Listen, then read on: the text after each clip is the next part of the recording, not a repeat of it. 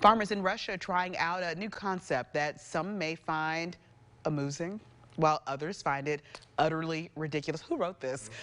Farmers in the country are incorporating virtual reality into dairy production. A farm just outside of Moscow is testing virtual reality glasses for its cows.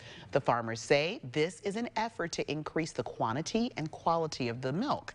Studies have shown that cows' environmental conditions can impact the milk produced. So, a team of developers, with the help of veterinarians and consultants for dairy production, have adapted the human versions of VR glasses to fit the cows.